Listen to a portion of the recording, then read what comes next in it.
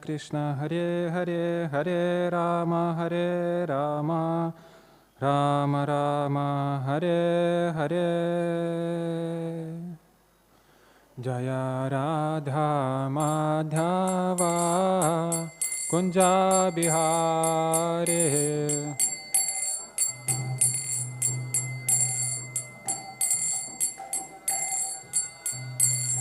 Jaya Radha Madhava Kunja Vihare.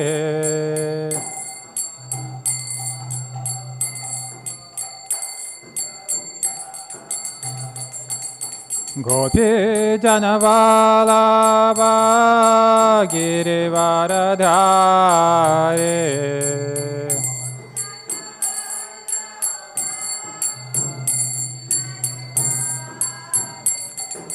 Gopi Janavalabha Girivaradhare.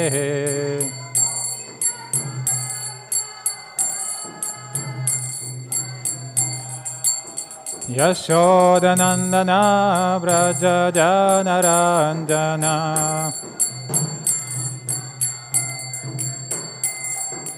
Yashodanandana Vraja Janaranjana.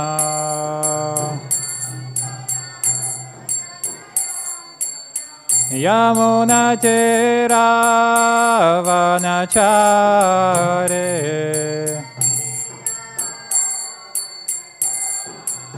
Yamuna Chera Vanachare.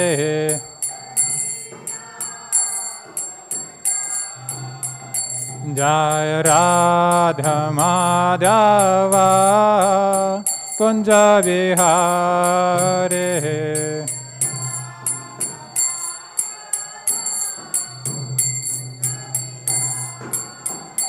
Jaya Radha Madhava Kunja Vihare.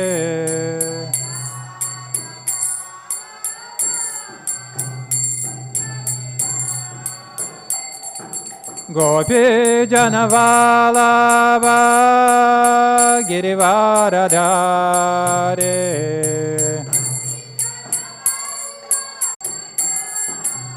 Yamuna Chera Vanachare.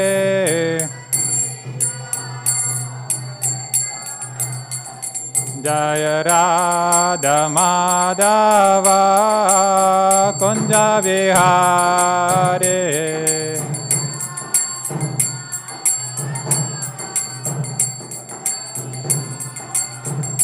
Jaya Radha Madhava Kunja Vihare.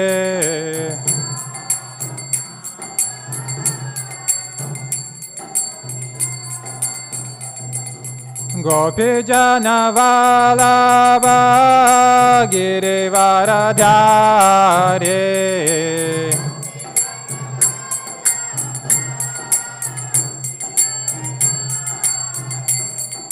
Gopi Janavalabha Girivaradhare.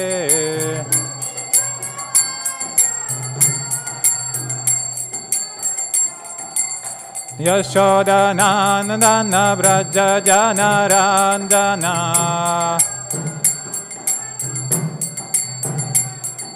Yashodanandana Vraja Janaranjana.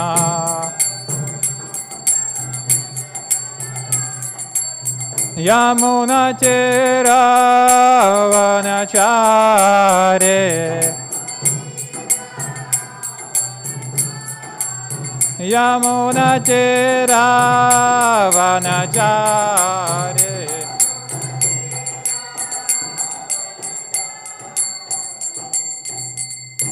Jayam Vishnupada Paramahamsa Parivrajacharya Ashtottara Shata Shri Srimad Abhay Charanaravindra Bhaktivedanta Swami Prabhupada Ki. Jayam Vishnupada Paramahamsa Parivrajacharya Ashtottara Shata Shri Srimad Bhaktisiddhanta Saraswati Thakur Prabhupada Ki. Ananta Kochi Vaishnava Vrinda Ki. Granth Raja Srimad Bhagavatam Ki. All glories to the assembled devotees. All glories to the assembled devotees. All glories to the assembled devotees.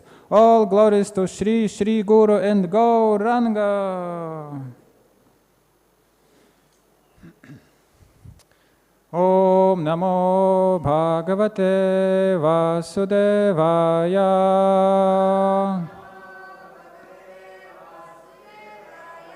Om Namo Bhagavate Vasudevaya. Om Namo Bhagavate Vasudevaya.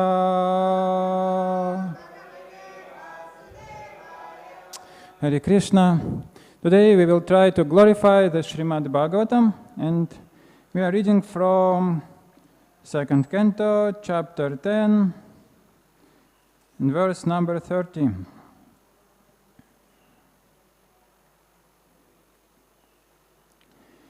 Nididhyāsor ātma-māyāṁ.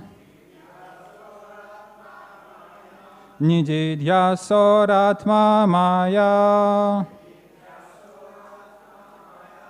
hṛdayam nirabhidyata. hṛdayam nirabhidyata. Tato manaś candra iti. Tato manaś candra iti. Saṅkalpaḥ kāma eva ca. Saṅkalpaḥ kāma eva ca. Nididhyāsor ātma-māyāṁ. hṛdayam nirabhidyata. Tato manaś candra iti. Saṅkalpaḥ kāma eva ca. Please repeat, someone. Nididhyāsor ātma-māyāṁ. hṛdayam nirabhidyata.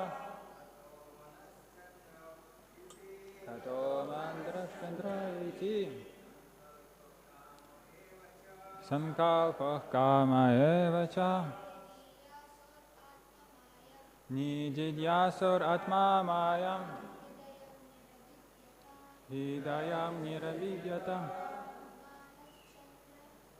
Tato manaś candra iti. Saṅkalpaḥ kāma eva ca.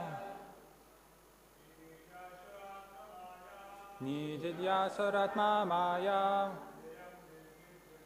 hṛdayam nirabhidyata. Tato manaś candra iti. Saṅkalpaḥ kāma eva ca. Vaishnavi. Nididhyāsor ātma-māyāṁ. hṛdayam nirabhidyata.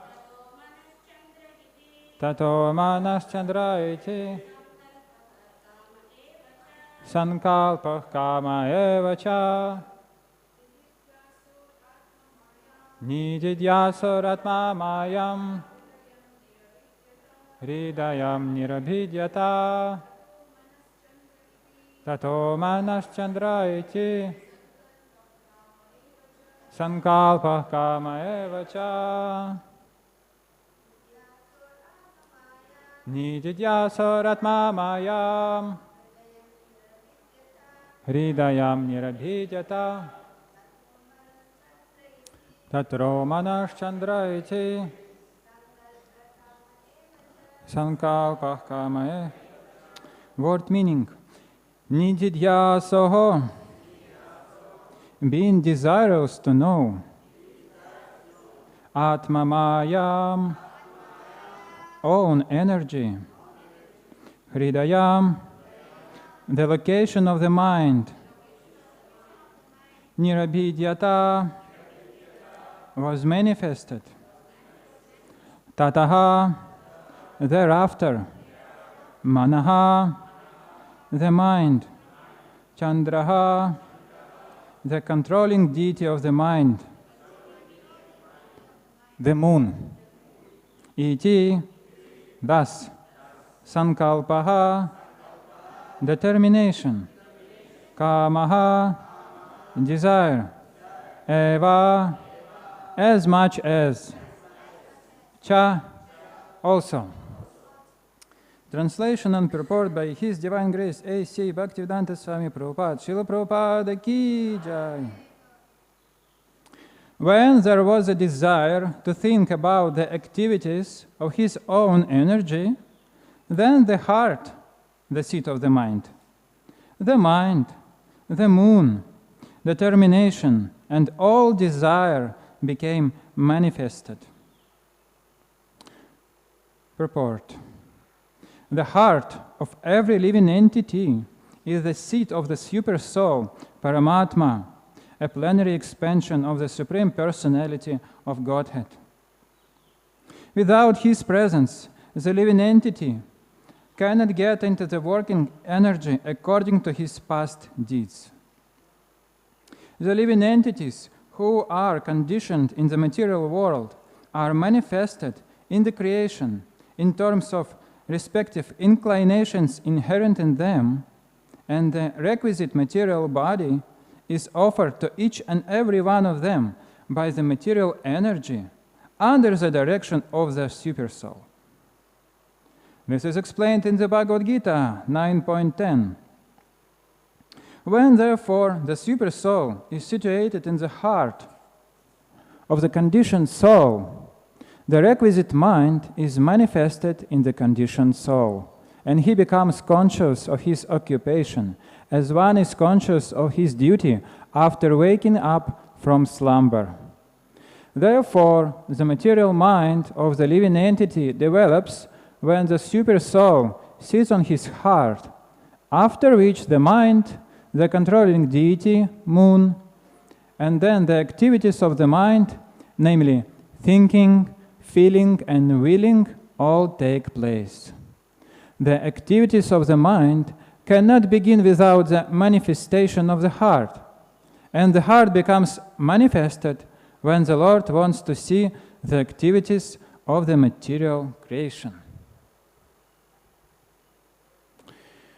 Nama Om Vishnu Padaya Krishna Prishtaya Bhutale Srimate Bhaktivedanta Swaminiti Namine Namaste Sarasvate Deve Gauravani Pracharine Nirvishesha Shunyavadi Paschatya Deshatarine Om Jnana Timirandasya Jnananjana Shalakaya Chakshurunmilitam Yena Tasmai Shri Gurave Namaha Shri Chaitanya Manobhishtam Stapitam Yena Bhutale Swayam Rupah Kāmaḥ Dadati Svapadantika Vanchakalpatarubhyascha Kripa Sindhubhya eva cha Patitanam pavanebhyo Vaishnavebhyo namo namaha Jaya Shri Krishna Chaitanya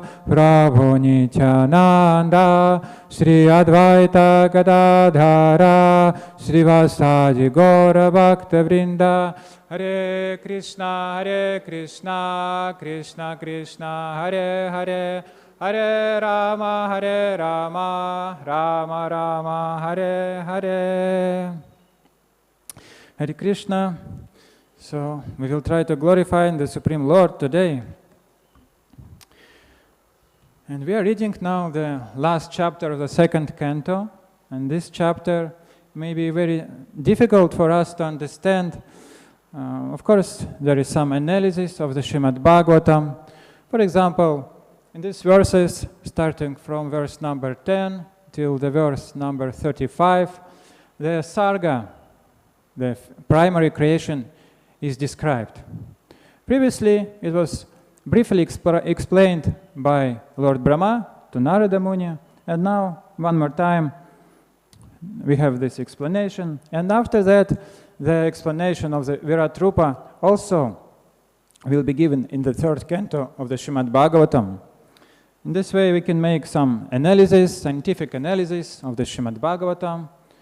And Srimad Bhagavatam is Krishna himself, as we know. And now here we have everyday classes. This is the source of our understanding of the Srimad Bhagavatam. And also we can study Srimad Bhagavatam in different ways. For example, we can study it systematically in such courses like Bhakti Vaibhav. Also we can read by ourselves, and in this way there are different processes how can we understand the Srimad Bhagavatam. It means how to understand Krishna. In the beginning of this second canto, in the beginning of this chapter, 10th chapter, there is a very important verses for us. And I want to say, first of all, the first verse of the 10th chapter, it is said, Atra sargo visargascha sthanam poshanam uttaya manvantareshanu katha nirodha muktir ashrayaha. So these are the 10 topics of the Srimad Bhagavatam. And these 10 topics appeared as a result of the questions of Maharaja Parikshit. He asked several questions in the second canto of Srimad Bhagavatam before that. And basically, what did he need? He needed to understand Krishna. He needed to attain love of Godhead. That was his goal. And for this, Shukadeva Goswami spoke to them the whole Srimad Bhagavatam. And in the Srimad Bhagavatam there are 10 topics, and the topic about Krishna is only the last. It appears only in the 10th canto. But Srimad Bhagavatam begins with the first topic, Sarga. And in the second verse, the verse after that, 2.10.2, it is said, to isolate the transcendence of the summum bonum, the symptoms of the rest are described by different ways, by the 3 ways. So, the meaning is, we should be prepared to understand the Supreme Lord Krishna. And for that, we need to understand all the previous topics, starting from Sarga, Visarga, etc. And all these topics will help us to understand Krishna. These topics are essential. What is said in the Srimad Bhagavatam, in this very chapter it is said. So maybe these verses which we are reading are a little bit difficult for us, not easy to understand. This topic deals with the manifestation of the Virat Rupa, and we know devotees don't like very much the descriptions of Virat Rupa. Arjuna himself spoke in the Bhagavad-gītā, oh Krishna, okay, thank you very much for manifesting this universal form, but please, I want to see again your beautiful form as Dvibhuja form of Krishna. Dvibhuja, Muralidhara form of Krishna is the most beautiful. But for us it is essential to understand all these points. And also, it is not that we're just reading some dry philosophy, okay? We must understand, it's important for us, but it is dry, there is no rasa in it. No, rasa is everywhere. How it is said in the Sri Chaitanya Charitamrita, Krishna Tuli Bhagavat Vibhu Sarvashroy Prati Shloki Prati Kori Nana Artha Koi. In every verse of the Srimad Bhagavatam there are innumerable meanings. And also rasa, but we should be able to find this rasa. In Bhagavad-gītā there is also a lot of rasa, especially in the 9th chapter when Krishna speaks how he wants us to come back to him. Also some rasa is there. For example, in the purport of this verse, Srila Prabhupada, he mentions the verse from Bhagavad-gītā, from the 9th chapter. And it's connected with the topic of today's verse. Maya Dyakshanya Prakritih Soyate Sacharacharam Hitonanina Kauntaya Jagat Viparivartate. Krishna, he is in this material world. He is in this material manifestation. Although, on the one sense, he is aloof from that. Krishna is dancing with gopis, he is doing his pastimes with cowherd boys. But also, in the material world, there are a lot of living entities, and all of them are dear to Krishna. And I want to also quote one very beautiful purport from Srila Prabhupada. In the 17th chapter of Bhagavad-gītā, Krishna says, Pitahamasya jagato mata dhata pitamahaha.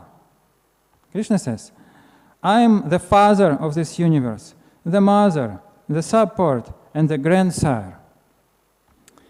In one verse of the Bhagavad-gītā, Krishna quotes some Upanishad, where it is said, Atatatvachamatritvat atmahi paramoharihi. Krishna says, I am the mother. Krishna cares of us like mother and like father in different ways. And the goal of this, that we are very dear to Krishna. So in this verse, it is described that how Krishna created our mind. Because without mind, without the senses, we cannot operate in this material world.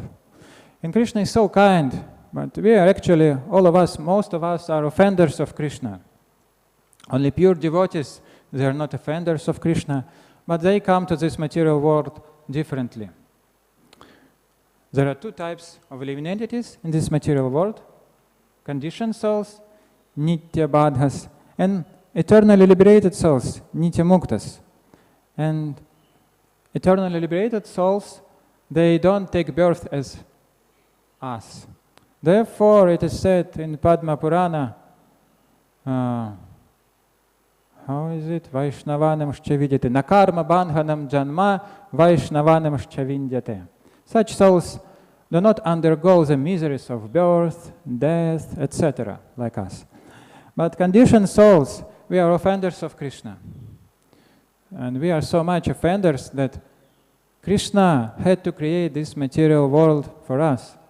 Because we have some desires to be independent rulers, to be independent enjoyers. So He created this world, but also He cares. We cannot exist in this material world without Krishna. And these verses in the 10th chapter, the 2nd canto, describe how we are dependent on Krishna in all respects. Therefore, Krishna is mother, Krishna is father. And it is said that how this process is described. In the verses starting from 13 till 35 in this chapter, there is common process how different senses are manifested in us, in the bodies of living entities. But initially, all of this manifested in the Virat Purush. So maybe this is some technical topic. First of all, Lord has a desire, as in this verse, Lord has a desire to meditate on His illusory creation. Yes? So at first, Lord has desire. Then what happens? Then the gross organ appear like heart in this verse. Okay? Then subtle organ and plus sense devata, moon, candra. And then tanmatra, some type of sense. So in this verse, there is a description about mind.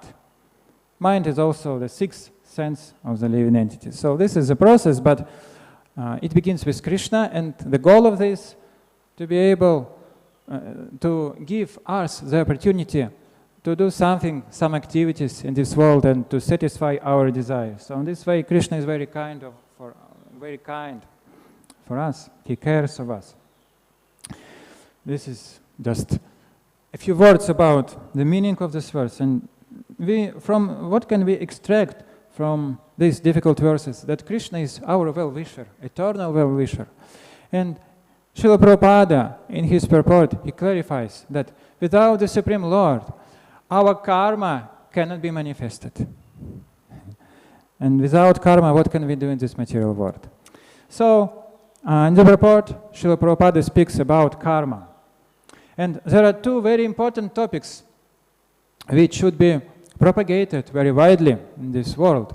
The law of karma and the law of reincarnation. These are two basic laws. And some people claim that no, we should not preach widely because people from other religions will not accept it. There are Muslims, Christians, they may not accept karma, but what can we do? These topics are most important. In Russia, there is one very famous preacher.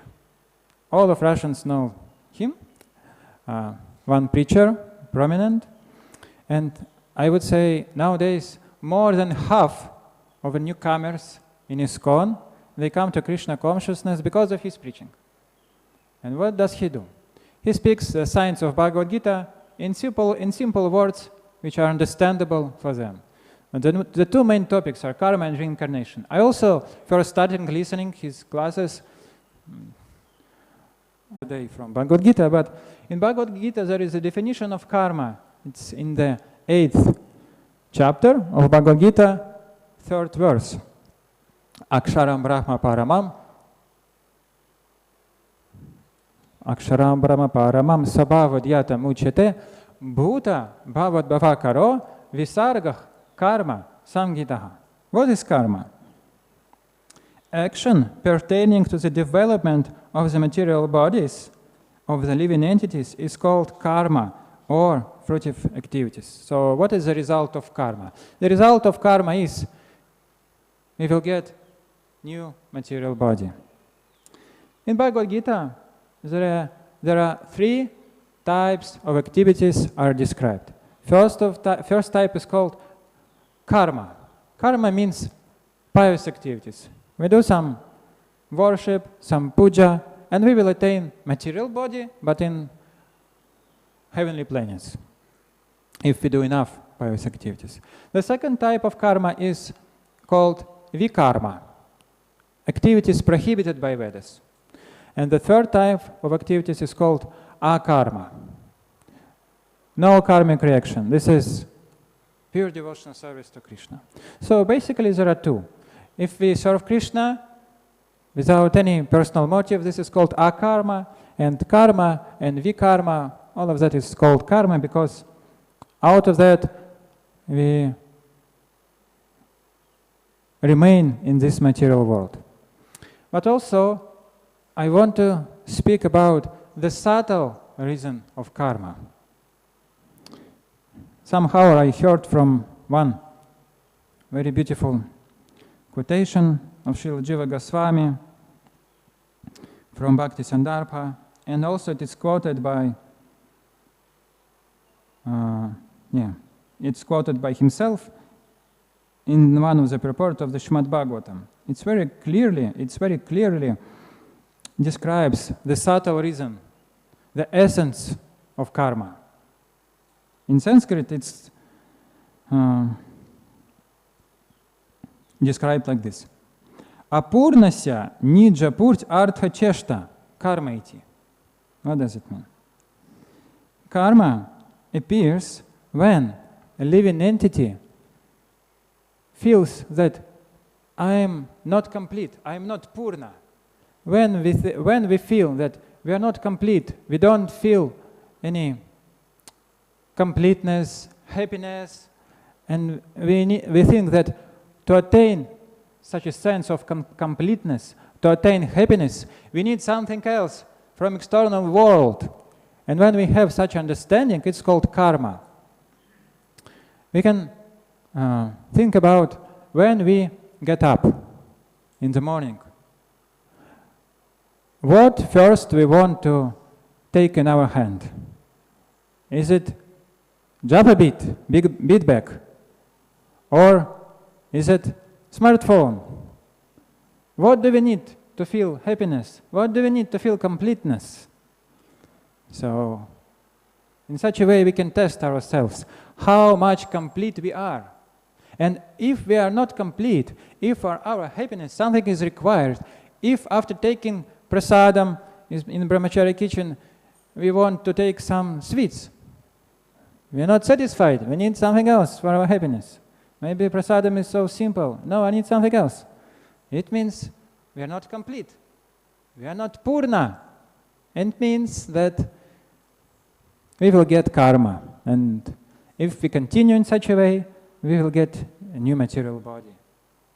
But Krishna is so merciful that if eventually we will develop such a mentality, such an understanding that after, in the time of death, in the time of leaving this body, we will not have such desires, that all our sins, all our material desires will be forgiven by Krishna. No more karma. But now, if we have such desires to feel completeness from the external world, it means we have karma. So, if we want to be freed from karma, and if we are not freed from karma, for sure we will get another material body. Of course, we can speak about the mercy of Guru Parampara, of the Supreme Lord Krishna, Srila Prabhupada is Patita Pavan, or Param Patita Pavan, and Lord Nityananda is very merciful to all living entities. But what does it mean that he is merciful? How to get his mercy?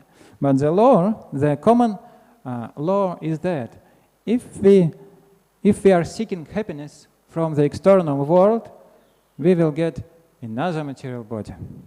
So this is very important for us to understand. Eventually, we can say we are destined to go back to Krishna. We already joined Krishna consciousness movement. We already met devotees, but that's only a question of how many lifetimes it will take. Bahujanma karijadi shravana kirtan tabata napaya Krishna pada premadhan. If we practice Krishna conscious offensively, if we chant holy name offensively, it can take many lifetimes.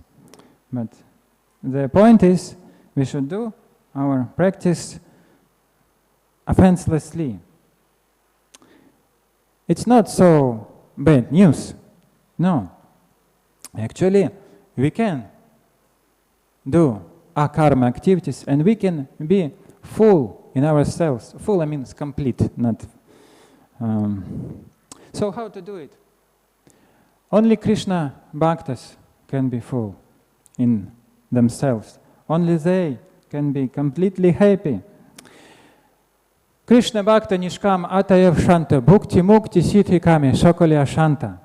Only those who serve Krishna can attain such a happiness. And in this regard, there is a very important verse in the Bhagavad-gītā, in the 2nd chapter, 2.66. Nasti buddhira yuktasya, nacha yuktasya bhavana, nacha bhavayatah shantir, ashantasya kutah sukham. So, if we tested ourselves and we understood that, of course, in the morning, first of all, I want to check my smartphone, maybe someone messaged me, some important messages, some important persons. Okay, what to do?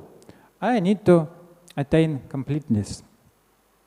Nasti buddhira yuktasya, and for that, we should establish the connection with the Supreme. Only if we establish this connection, we can feel happiness and we can feel completeness. This is a law, this is a science. So, to establish connection with Krishna is possible. How is it possible? It's possible when we serve Krishna uninterruptedly and without any personal motives. In the Srimad Bhagavatam, very famous verse in the 2nd chapter, Savaipum sam paro dharmo yato bhaktira dhokchaje ahaito kya pratihata yayatma suprasidati. Yayatma suprasidati. What's we need? We need this completeness. Yayatma suprasidati. So how to attain this completeness? If we serve Krishna and if our service has two qualities, ahaito ki, without any personal motive. I don't want anything from anyone. I don't want anything from Krishna. I come to the temple simply to glorify Him. I give classes not to be promoted, not to be praised by others, not simply to glorify Krishna. This should be our goal. And if we do this, we will attain complete happiness. And Kirtanya Sadahari, the symptom of that, we can chant holy names constantly. Bhaktisiddhanta Saraswati Thakur was one of these persons who was independent of the sources of external happiness. And he was able to chant holy names for 9 years and 4 months without interruption. 1 billion holy names. It's not possible for other living beings. And his example is very instructive for us. I want to share with you one story. Maybe you are not aware of this story. This story was published in the Gaudiya Patrika magazine. This magazine was founded by Sannyasa Guru of Srila Prabhupada, Bhakti Pragyan Keshava Goswami Maharaj.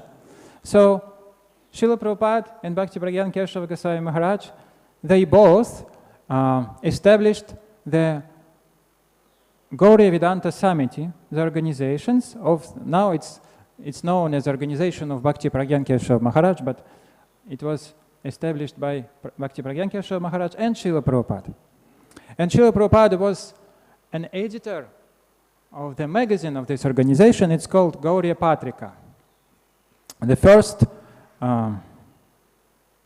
magazine was produced in 1949, and in this first magazine, Bhakti Pragyan Keshava Maharaj, he decided to publish some letter from Srila Bhaktisiddhanta Saraswati Thakur. In this letter, he mentions that I am already for 22 years do not eat any mango. And we know the story. It's written in many biographical books about Srila Bhaktisiddhanta Saraswati Thakur, that when he was a child and he was traveling on a boat with his father, he took some unoffered mango. Okay, the lesson is the same, but the circumstances are different. So after Bhakti Pragyan Keshava Maharaj published this letter, he got many questions on mail, and on the next magazine, he wrote some explanation of this event. What does it mean? Why Bhaktisiddhanta Saraswati Thakur does not take mango? And the history is like that. In Yogapith,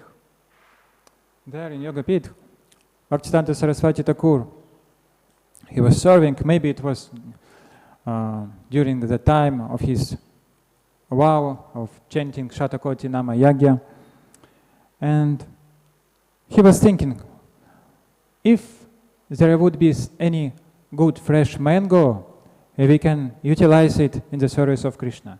Just one thought appeared in his mind.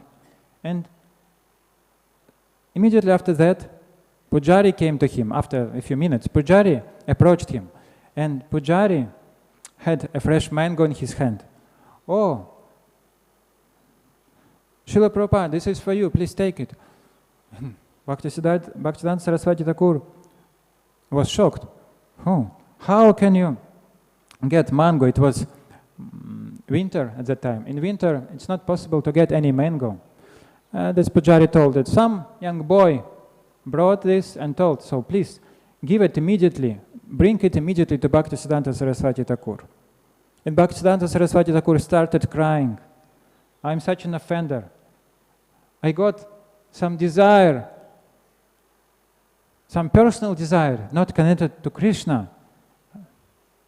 I'm such an offender. He started crying.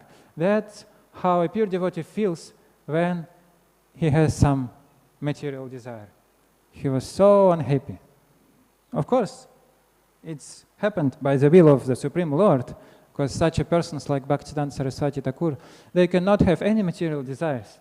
They do not require it. Bhaktisiddhanta Saraswati Thakur told, okay, you offer it to Krishna and you take prasadam.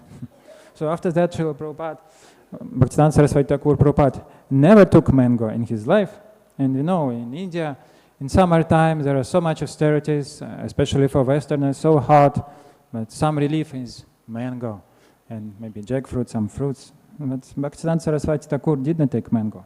So this is a lesson, how pure devotees, they can live without any material sense enjoyments, and they are happy while serving Krishna without any expectations. It's possible also for us. And how to do it? How can we learn? It can be learned only by the example of others. So for this sake, Krishna sends his pure devotees to this material world. For this sake only, so we can learn from their example.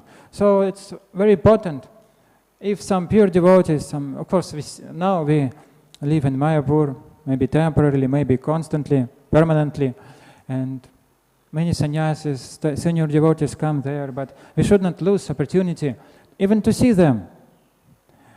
Srila Prabhupada asked his disciples to hear his classes. When he gave classes in Hindi, in Bangla, he requested his disciples to hear, because our learning is not only because of listening, our learning because of seeing how pure devotees behave, how pure devotees behave. So when I first met my Guru Maharaj, I did not see him before, so I had some doubts. Should I surrender to him or not? But when he came to Russia and I saw him, wow, I was so impressed. I saw this person is living in the spiritual world. He is not a man of this world. I saw by Krishna's mercy how happy he was. So this is very important. We are learning not only from hearing, but from seeing. So if we have opportunity to meet some pure devotee, we shouldn't miss it.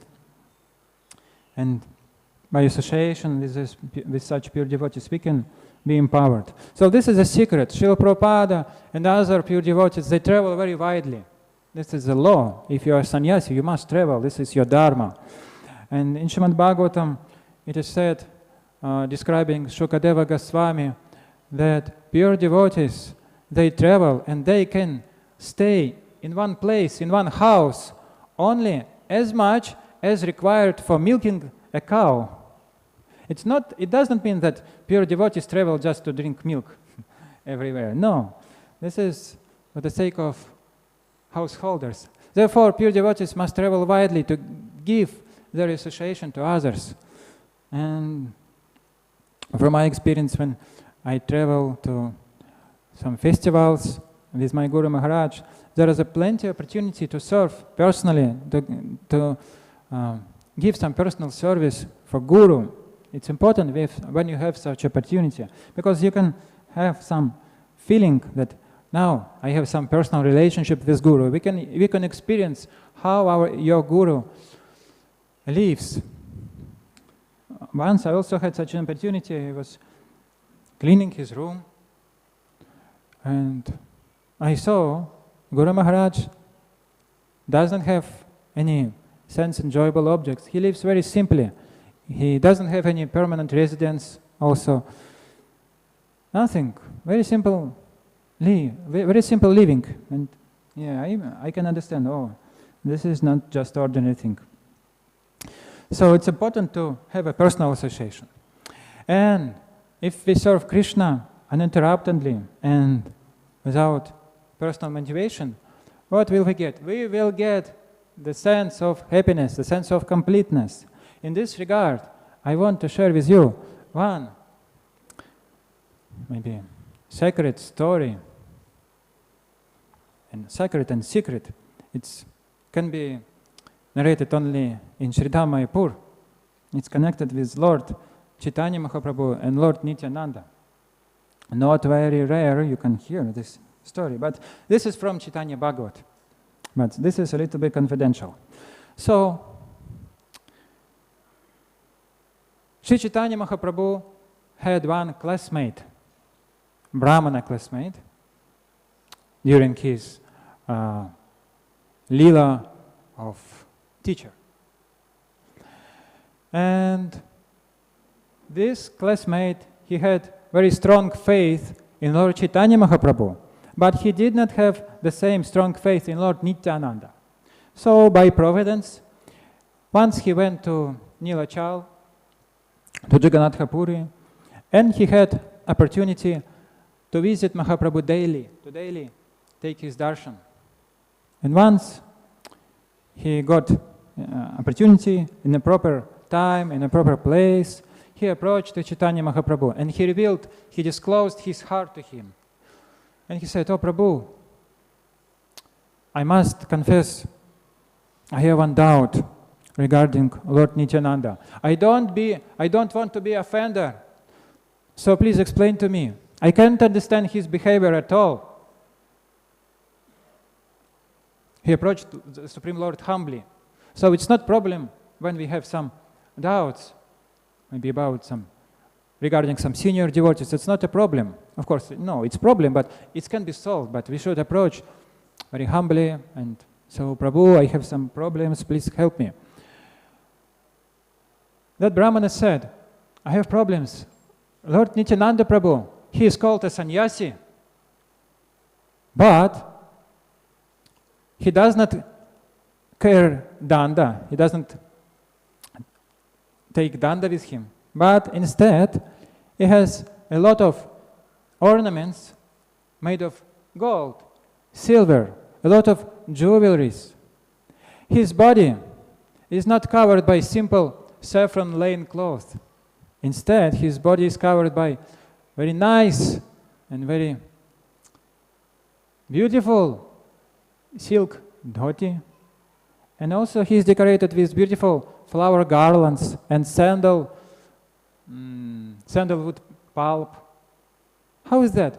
How can I understand his behavior? He is a sannyasi, and he associates with some shudras. He takes food in their houses. I can't understand his behavior. So please kindly help me, kindly clarify this to me.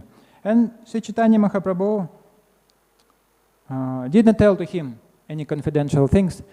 He narrated the story about the 6 children of Devaki, which were killed by Kamsa because in their previous lives they offended Lord Brahma, their father.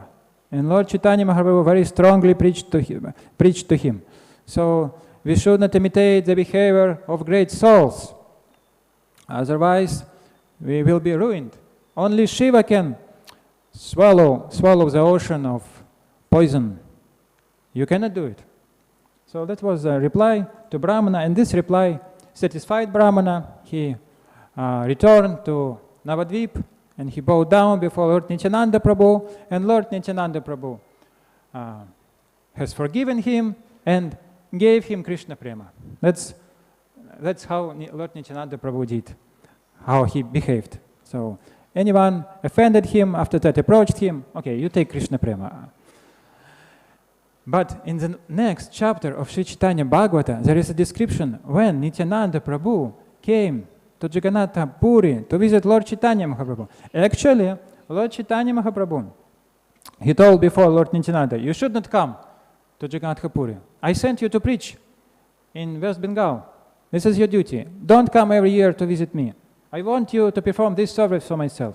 But Lord Nityananda Prabhu cannot live with Lord Chaitanya. And Lord Chaitanya also understood that. So, okay, he was waiting for Lord Nityananda. And when Lord Nityananda came to Nilachal again to visit Mahaprabhu, to meet him, after the meeting, Lord Chaitanya started glorifying Lord Nityananda Prabhu.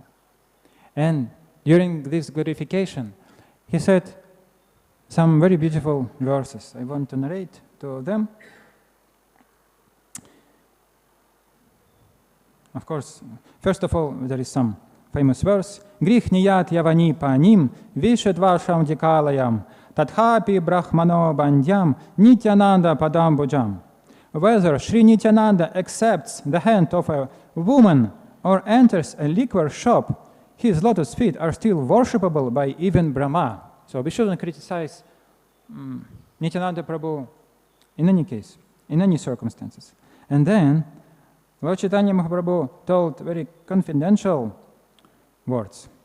Jodahichu tomar shriyangera olankar satya satya satya bhakti joga avatar. All the ornaments decorating your transcendental body are incarnations of devotional service to Lord Krishna. This is the truth, the truth, the truth. Svarnamukta hirakosha rudraksha dirupe navavitha bhakti dharyacha nijasukhe. You take pleasure decorating yourself with the 9 processes of devotional service. in the form of ornaments bedecked with gold, pearls, diamonds, and rudraksha. So Lord Chaitanya Mahaprabhu explained what is the meaning of the ornaments of Lord Nityananda Prabhu. Some devotees criticized Lord Nityananda.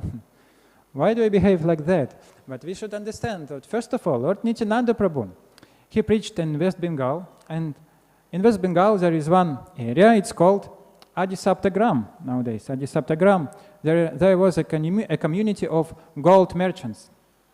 Srila Prabhupada's cousin, he was also a gold merchant. So Srila Prabhupada wrote in one purport that we are also the descendants of Udharan Datta Thakur, a member of Savarna Varnik community. So Nityananda Prabhu again uplifted the whole community.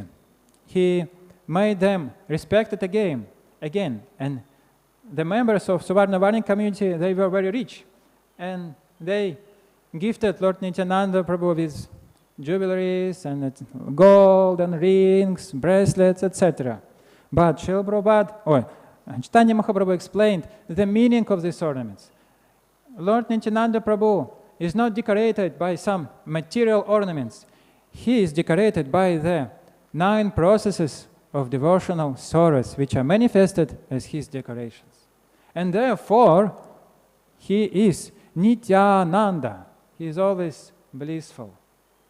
So, the conclusion is that if we want to feel completeness, if we want to feel happiness, eternal happiness, and as a result of that, we will not get any karma, so also we should decorate ourselves with these 9 processes of devotional service.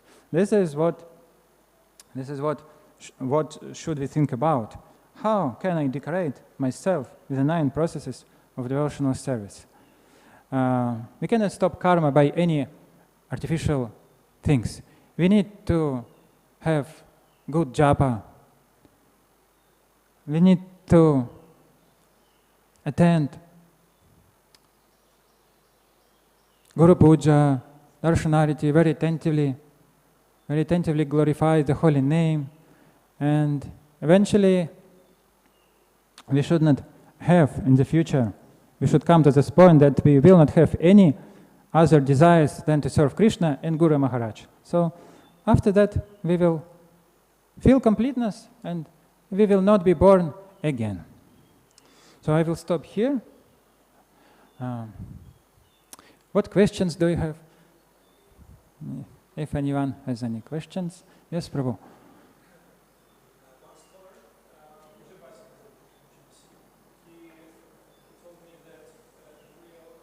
Lord Nityananda, he wasn't a sannyasi. Do you know anything about it? Was Sri Nityananda Prabhu sannyasi or not? In Chaitanya Bhagavata, I just finished reading Chaitanya Bhagavata, and in several places Vrindavan Das Thakur explains that he was a sannyasi. So this is opinion of Vrindavan Das Thakur. What does it mean? I cannot say, but... But he got married later.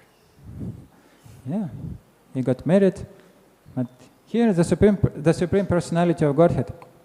Maybe also it can be understood from the verse Bhagavad-gītā, anashritah karma phalam karyam karma karoti ha sannyasi cha yogi cha na nirabhidyata chakriha.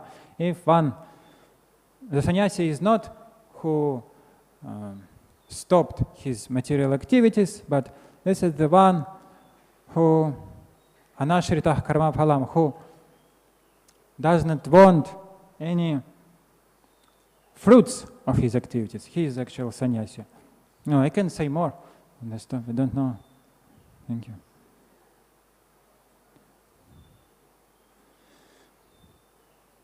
Okay.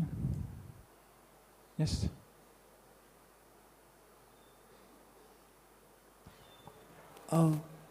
Thank you for your lecture, Prabhuji. I just want to make clear one point about the fruit of our activities, which we getting after our devotional service.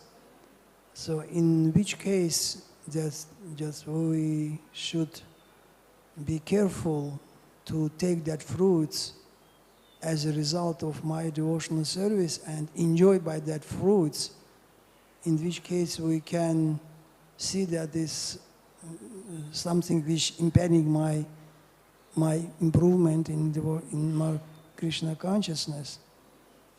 And for that purpose, I just would like to say about a few words about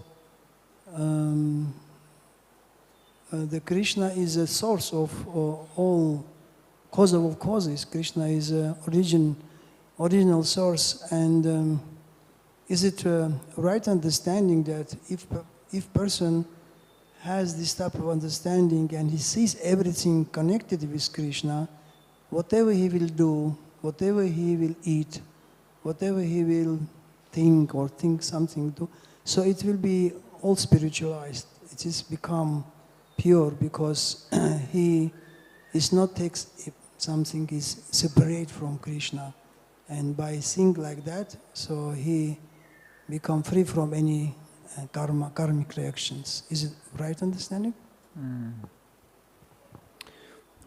As much I understand, it reminds me the case with Pundarik Vidyanidhi. He was a pure devotee, but externally he was an enjoyer. But I think this is a question of our eternal realization. So, pure devotee, he sees Krishna everywhere. And whatever he does, he's only for the service of Krishna. And how to distinguish, how to understand, can I enjoy the fruits of my devotional service or not? I think that there is no any such rule. I think that it's a question of mood. When we get the mood that I want only to serve Krishna, and if we are advanced enough that any thought about personal sense enjoyment, we will feel disgusted with such thoughts. So, pure devotee, he does not consider, should I enjoy these fruits or not? Because even the thought of it gives him miseries, like we discussed about Srila Bhaktisiddhanta Saraswati Thakur. The thought of his personal sense gratification caused sufferings for him. So I cannot say that we can learn separately in which circumstances should we enjoy or not enjoy, but we can accept some odd objects of enjoyment also, because in Srimad Bhagavatam there is a verse in 11th canto, Tvayopa bhukta srag gandha vasalankara charchitaha tava-māyāṁ jayamahi. I will accept that such objects as your garlands, offered garlands, your prasada, and these objects will help me to defeat Maya. So pure devotee accepts it because it's connected with Krishna.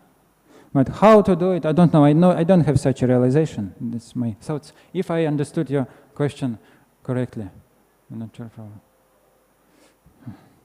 Thank you very much. It's 8 o'clock. Grantaraja Srimad Bhagavatam ki jai, Srila Prabhupada ki jai, Nitai Gaura Premanande.